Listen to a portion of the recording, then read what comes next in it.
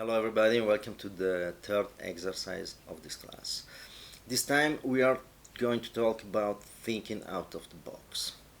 As Yunarin Ramaru, I hope the pronunciation is correct, but I'm not sure at all, said everyone is born with an instinct of success and the ability to make it, but only the ones who think out of the box succeed. And this is very true in all the aspects of our life, and it's true also in photography. And in photography, we have a lot of difficulty right now to think out of the box, and for the box I mean the format of the camera, and I explain you why.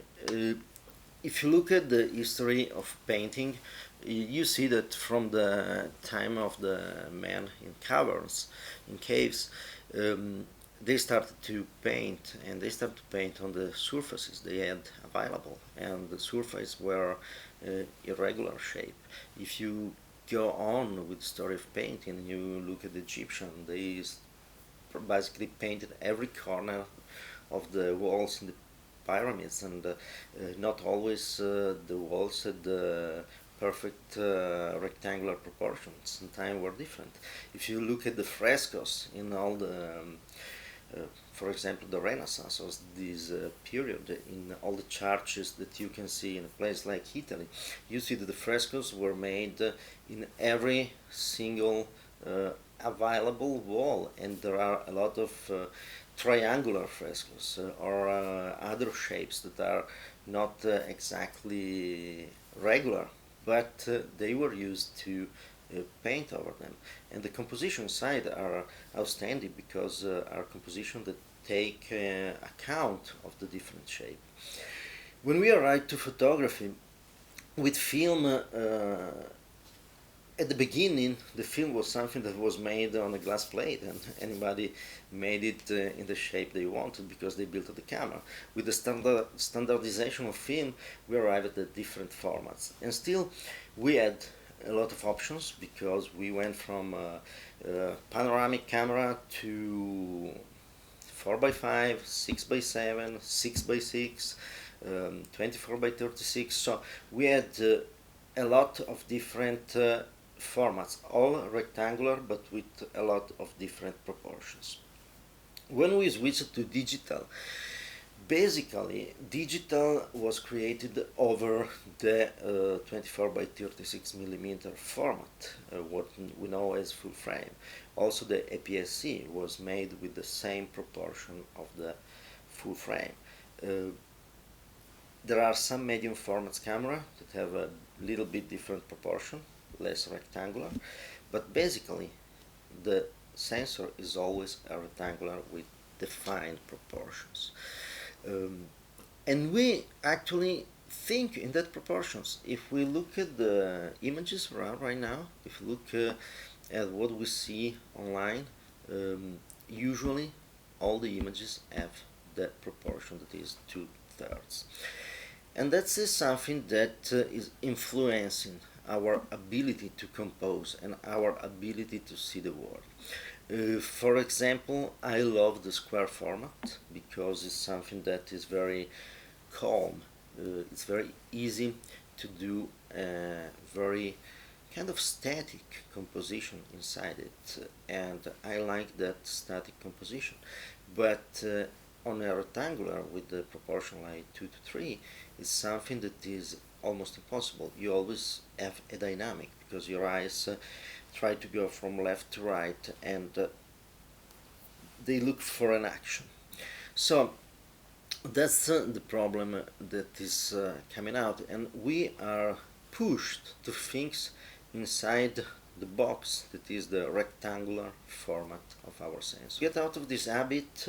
It's just something that you can do with your camera. If you look inside, probably there's some options to set up the camera with different proportion, but that usually is only for JPEG. But what you can do that is very easy: take a cardboard as before, the exercise before, but make a hole in it with the different shape that you want. It can be the square, it can be a very long panoramic, a circle, a triangle in this case, and attach it on your display. And simply remember always to use tape that is not damaging your camera. And at this point you can just turn on the camera and start to compose using the display. And that's the thing that you can do. And once you have created something like that, you will see that it can be a lot of fun to compose an image using different shape. For example, the square, as I said, is perfect if you want something quiet. The triangle is fantastic for composition that something that goes up. That's why it was used a lot in a lot of churches, for example, where the arches and the walls forced to use the triangle, but it was very easy to put God in the top of the triangle and the sheen below. So try different shapes, try different relationships in the rectangle, the different ratios, sorry, and with that try to compose pictures that are appropriate for the shape. It's easy, you can do it in your home. And by the way, if you have doubts about what you are doing, look online or on Amazon for if you prefer a book, and look for something about composition. If you see that you have too many problems to do this exercise, probably what you need is just a good book or a good class about composition, and that can change your life. But do this. Go out of the box and start to think and see the world and look for images with your eyes.